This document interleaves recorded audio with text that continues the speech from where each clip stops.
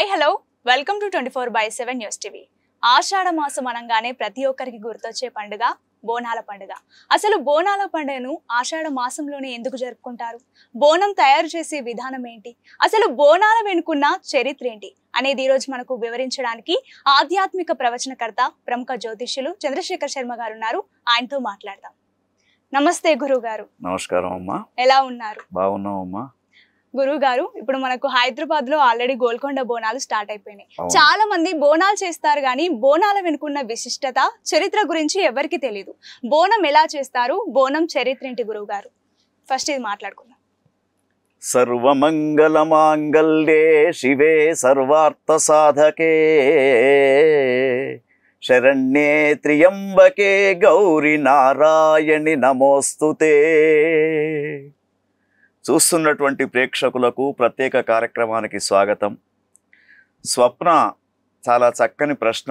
ఎందుకంటే మనం చేసుకుంటున్నటువంటి పండుగలకు ఉన్నటువంటి ప్రాధాన్యత ఏమిటి, అసలు ఈ పండుగ ఎందుకు చేసుకోవాలనే ప్రశ్న, దీనికి సంబంధించినటువంటి చరిత్ర ఏమిటనే ప్రశ్నను కూడా అడుగుతూ ఉంది. మరి ఈ మాసమే ఆషాఢ మాసం. అవును గురుగారు. ఆషాఢ మాసం అంటేనే అమ్మవారి మాసంగా చెప్తారమ్మా. ఎందుకంటే ఆషాఢ మాసంలో అమ్మ తల్లి యొక్క ఆరాధన ఎవరైతే చేస్తారో వారికి అనుకున్న కోరికలు తీరడంతో పాటు ప్రకృతి వైపరీత్యాల రీత్యా వచ్చే రోగాలు కూడా దూరమైపోతూ ఉంటాయి. ఎందుకంటే జగన్మాత జగజ్జనని ఆది పరాశక్తి అమ్మలగన్న అమ్మ అనేక రకాలైనటువంటి రూపాలతో మనకు దర్శనమిస్తూ ఉంది. అయితే ఇక్కడ మనకు ముఖ్యంగా జగన్మాత అయినటువంటి అమ్మవారికి సమర్పించే భోజనమే బోనము. బోనము అంటే ముఖ్యంగా భోజనాన్ని తయారు చేసి అమ్మకు సమర్పించడం అనేది విశేషమైనటువంటి ఒకరోజు పండుగ కాదమ్మ. ఇది సుమారుగా ఒక మాసానికి సంబంధించినటువంటి, అంటే మొత్తం ఆషాఢ మాసం మొత్తం కూడా ఈ పండుగ వైభవంగా జరుగుతూ ఉంటుంది. అయితే ఈ ఆషాఢ మాసం వచ్చిందంటేనే తెలంగాణ నేలపైన ఉన్నటువంటి అనేక ప్రాంతాలలో, ముఖ్యంగా మన జంట నగరాలలో విశేషమైనటువంటి పండుగగా జరుపుకుంటూ ఉంటారు. మహిళలకు చాలా ఉత్సాహవంతమైనటువంటి పండుగగా చెప్తూ ఉంటారు. అయితే పూర్వకాలం నుండి కూడా మన భారతీయ సనాతన సంప్రదాయంలో ప్రకృతిని ఆరాధన చేసే తత్వం మన భారతీయులలో ఎప్పటి నుండో ఉంది అని మనకు పురాణ గ్రంథాలు చెప్తూ ఉన్నాయి. మరి ప్రకృతి ఎవరు? ప్రకృతి స్వరూపమే జగన్మాత, అమ్మవారు. ఈ ఆషాఢ మాసం వర్ష ఋతువు ప్రారంభం కాగానే ముఖ్యంగా యజ్ఞస్వరూపుడైనటువంటి విష్ణు భగవానుణ్ణి, తర్వాత అమ్మవారిని యొక్క ఆరాధన చేయడం. ఎందుకంటే ప్రతి వ్యక్తి కూడా, ప్రతి రైతన్న కూడా వర్షాలపైనే ఆధారపడి జీవిస్తూ ఉంటాం మనం. వర్షం లేకుంటే పంటలు లేవు. కాబట్టి ఆషాఢ మాసం వర్ష ఋతువులో రావడంతో వర్షాలు సమృద్ధిగా కురవాలని, పచ్చదనంతో పరిసరాలన్నీ కూడా కనబడాలని, తర్వాత వాతావరణ పరిస్థితుల దృష్ట్యా ప్రజలలో రోగ నిరోధక శక్తి తగ్గుతుంది. కాబట్టి ఆ శక్తిని నింపే తల్లి యాదేవి సర్వభూతేషు శక్తి రూపేణ సంస్థిత నమస్తస్యై నమస్తస్యై నమస్తస్యై నమో నమః అని శక్తి స్వరూపుడైనటువంటి జగన్మాతను ప్రార్థన చేయడమే బోనాలు సమర్పించడము, బోనాల పండుగ అని చెప్పేసి మనం చెప్తూ ఉంటామమ్మా. అయితే ఈ బోనాల పండుగకి ఇంత విశిష్టత ఏమిటి, దీని యొక్క చరిత్ర ఏమిటి అనేది మనం ఒకసారి తీసుకున్నప్పుడు, ఈ బోనం అంటేనే భోజనం కాబట్టి ఈ భోజనాలకు సంబంధించినటువంటి పండగ అమ్మవారికి ఎప్పుడు స్టార్ట్ అయింది, అంతే కదా మనం అడిగిన ప్రశ్న. ఇప్పుడు ముఖ్యంగా మనకు బోనాల ఉత్సవ చరిత్రను గమనించినప్పుడు ఇది కాకతీయులు అమ్మవారి యొక్క ఆరాధన చేసినట్టు, ఆషాఢ ఉత్సవాన్ని నిర్వహించినట్టు మనకు చరిత్ర పుటలు తెలుపుతూ ఉన్నాయి. అయితే ముఖ్యంగా రాష్ట్రం సుభిక్షంగా ఉండాలని దేవతల ముంగిట ఒక రాశిలాగా అన్నాన్ని పోసి, రాశి కుప్పలాగా పోసి అమ్మవారిని ప్రార్థన చేయడము బోనాల పండుగ యొక్క విశిష్టత. అయితే దీనికి ముఖ్యంగా ఇది 1890 6వ సంవత్సరంలో ముంబైలో తొలిసారి భారతదేశానికి ప్లేగ్ మహమ్మారి అనేది వచ్చింది. ఎప్పుడమ్మా? ఇది 1896లో. 1896లో రాగానే తర్వాత 1897లో మన ప్రాంతాన్ని 6వ నిజాం పరిపాలిస్తున్నటువంటి సమయంలో మన దగ్గర కూడా ప్లేగు వ్యాధి, మశూచి వ్యాధులు రావడం జరిగింది. తర్వాత 1945 వరకు హైదరాబాదు నగరాన్ని అంటే మన నగరంలో కూడా జంట నగరాలలో కూడా ముఖ్యంగా ప్లేగు వ్యాధి వచ్చి చాలా మంది మృత్యువాత పడ్డారు. ఎప్పుడైతే ఈ యొక్క జన నష్టం జరుగుతూ ఉందో అప్పుడు మన హైదరాబాద్కు సంబంధించినటువంటి ఒక వ్యక్తి ఆ యొక్క సైన్యంలో పనిచేస్తూ ఉన్నాడు. అక్కడ చూసినటువంటి ప్లేగు వ్యాధి యొక్క మహమ్మారి ఇక్కడ కూడా రావడంతో జగన్మాతను ఇక్కడ కూడా స్థాపిస్తానని చెప్పేసి ఆ జగన్మాత యొక్క పండుగను ఇక్కడ కూడా చేస్తామని చెప్పేసి వారు మొక్కుకోవడం, తర్వాత ఇక్కడ ఉన్నటువంటి వ్యాధి అంతా కూడా దూరం కావడం, దాంతో మనకు బోనాల పండుగ అనేది మొదలైంది. అయితే ఈ బోనాల పండుగ ముఖ్యంగా ఆదివారాలలో ఎక్కువ ప్రాధాన్యతగా చేస్తూ ఉంటారు. ఇప్పుడు మొన్న ఒకటి జరిగిందమ్మా.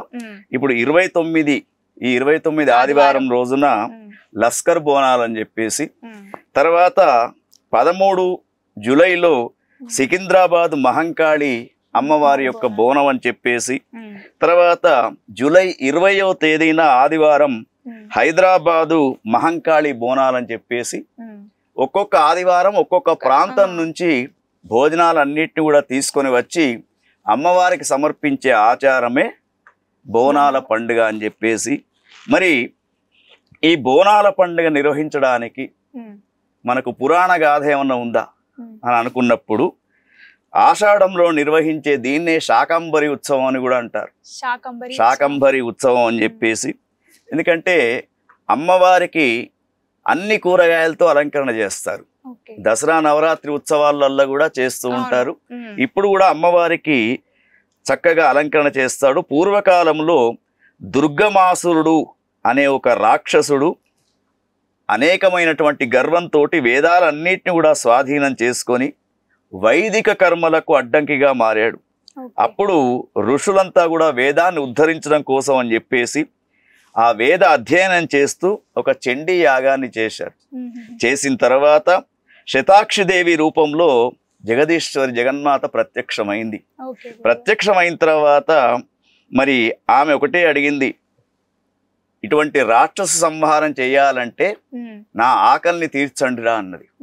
అంటే ఇక్కడ అందరు కూడా కలిసి ఒక కుండలో, కొత్త కుండలో చక్కగా బోనాలు వండుకొని అమ్మవారికి ఉత్సవంగా బయలుదేరుతూ వెళ్ళి అక్కడ అమ్మవారికి పోయడం అనేది, నైవేద్యంగా పెట్టడం అనేది బోనాల పండుగలో చేసే ఉత్సవం. గురువుగారు, అసలు బోనం ఎలా తయారు చేస్తారు?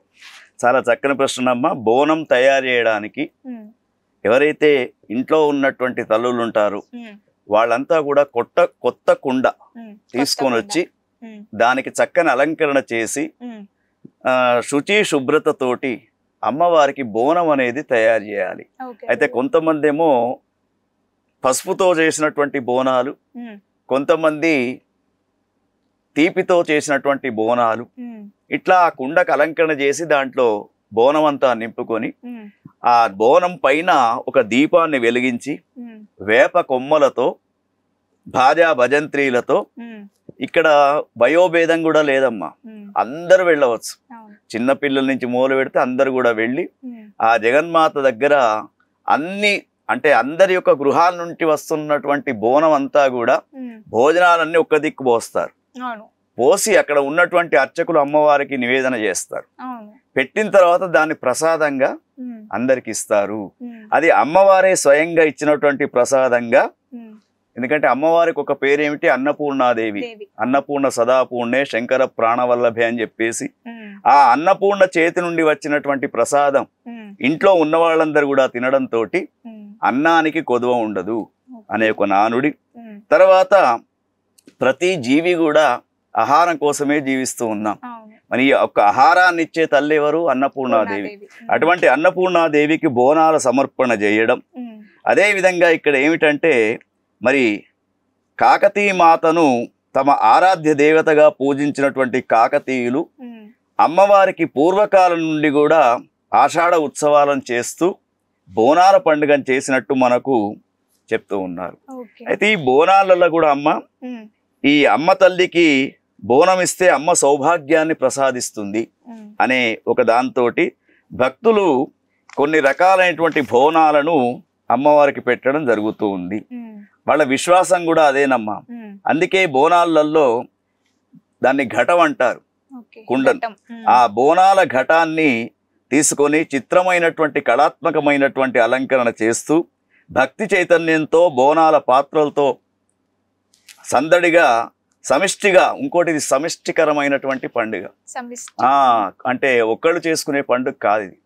అందరు కలిసి మహిళలంతా కూడా చక్కగా అక్కడ దేవాలయ ప్రాంగణంలోకి చేరుకొని మరి వీళ్ళతో పాటు పోతురాజుల యొక్క సందడి కూడా ఉంటుంది. పోతురాజులు కూడా అత్యంత వైభవంగా వాళ్ళు, మరి పోతురాజులు ఎవరు అంటే భాగవతం ప్రకారంగా పోతురాజులు అమ్మవారి యొక్క సోదరులు అని చెప్తూ ఉంటారు. అక్కడికి వెళ్ళిన తర్వాత అమ్మవారికి బోనం సమర్పించిన తర్వాత చివరి బోనాల రోజున ఏదైతే ఉందో అక్కడ మనకు రాబోతున్నటువంటి భవిష్యవాణిని చెప్తారు. ఈ భవిష్యవాణిని చెప్పడానికి కూడా చక్కని ప్రదేశాన్ని అలంకరించేసి అక్కడ ఒక ఘటపాత్రం తీసుకొని దీపాన్ని వెలిగించి చక్కగా ఆ చెప్పే ఎవరైతే ఉంటారో జోగినిలు, ఆ జోగినిలు భవిష్యవాణి చెప్తూ ఉంటారు. ఆ భవిష్యవాణిలో ఏమిటి, రాబోతున్నటువంటి కాలం ఎట్లా ఉంటుంది, వర్షాలు పడతాయా లేదా, మరి ఎటువంటి రోగాలు వ్యాపిస్తూ ఉంటాయి అనేది అక్కడ వాళ్ళు చెప్తూ ఉంటారు.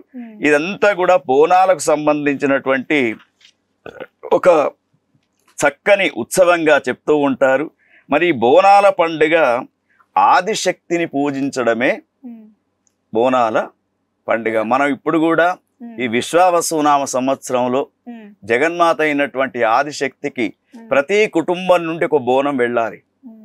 ప్రతి తల్లి చక్కగా ఆ తల్లికి బిడ్డల్లాగా భావిస్తూ ప్రతి కుటుంబం నుండి ఒక బోనం తీసుకొని వెళ్ళి వాళ్లకు ఉన్నటువంటి సమస్యలు చెప్పుకుంటూ అమ్మవారికి భోజనం పెట్టడం.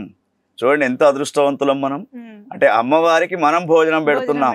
అటువంటి భోజనాన్ని ప్రసాదంగా తీసుకోవడం, ఆదిశక్తిని బ్రహ్మాండ ఖాండోదరిగా వ్యవహరిస్తూ సకల జగత్తుకు తన ఉదరమనే భాండం, మనమంతా కూడా అమ్మవారి యొక్క ఉదరమే కాబట్టి మరి ఆ యొక్క అమ్మవారికి సృష్టి స్థితి లయకాడైనటువంటి శివుని యొక్క భార్యనే జగన్మాత. ఆ యొక్క జగన్మాతకు మరి యొక్క బోనాల పండుగ ద్వారా మనం అమ్మకు బోనం సమర్పిస్తూ ఉంటే మనకు పారమార్థిక సందేశం, ఆధ్యాత్మికమైనటువంటి సందేశం, సామాజిక పరమైనటువంటి సందేశం కూడా ఈ బోనాల పండుగలో ఇమిడి ఉన్నది. ఏమిటమ్మా ఇక్కడ, ఒకటి ఆధ్యాత్మికం, అంటే ఆషాఢ మాసంలో అమ్మవారిని ఆరాధించడం ఆధ్యాత్మికం. రెండవది సామూహికమైనటువంటి ఫలితం, అంటే అందరము కలిసి సమిష్టిగా ఒక పండుగ వాతావరణం నిర్మించుకొని ఒకరికి ఉన్నటువంటి కష్ట సుఖాలను మరొకరు చర్చించుకుంటూ పంచుకుంటూ వెళ్ళడం, తర్వాత జీవన మాధుర్యాన్ని పంచుకోవడం.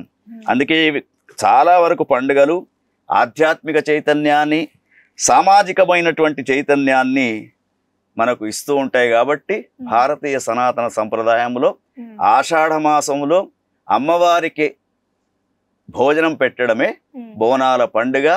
ఇది ఎవరెవరైతే కుటుంబాలలో చేసుకుంటారో వాళ్లకు అన్నానికి కొదవ ఉండదు, వాళ్ళు కోరుకున్న కోరికలను కూడా అమ్మవారు సిద్ధింపజేస్తుంది. ఓం తత్సత్. గురువు గారు, నాకు ఒక డౌట్ ఉంది.